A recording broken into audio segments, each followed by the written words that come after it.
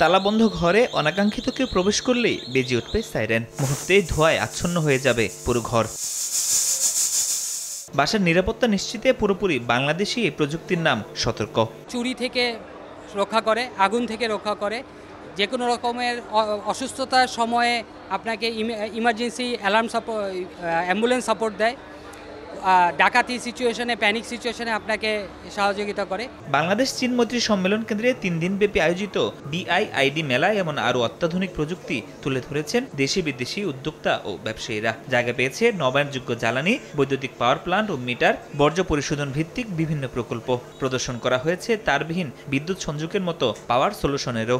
বাসবার trunking system, so it's a complete solution instead of cable. এখানে just একটা জিনিস যাবে এবং এর মধ্যে থেকে প্রত্যেকটা ফ্লোর প্লাগ ইন প্লে প্রত্যেকটা ফ্লোরে একটা করে লাইন চলে আসবে। যে মিটারটা এখন আমরা ইন্ট্রোডিউস করছি সারা দেশব্যাপী, যেটা আমাদের ইউটিলিটিগুলিও এবং গভর্নমেন্ট প্রত্যেক স্টেজেই এখন স্মার্ট মিটার ইউজ করার জন্য গ্রাহকদেরকে আমরা উৎসাহিত করছি। বাংলাদেশে 6টা ইউটিলিটি আছে, তার মধ্যে 4টা ইউটিলিটি দিয়ে আমাদের ব্র্যান্ড ক্যাপিটাল মিটার আমরা পারমিশন পেয়েছি। সবচেয়ে বড় যে অ্যাচিভমেন্ট সেটা হচ্ছে 50 megawatt peak rooftop solar at KEPZ Chittagong.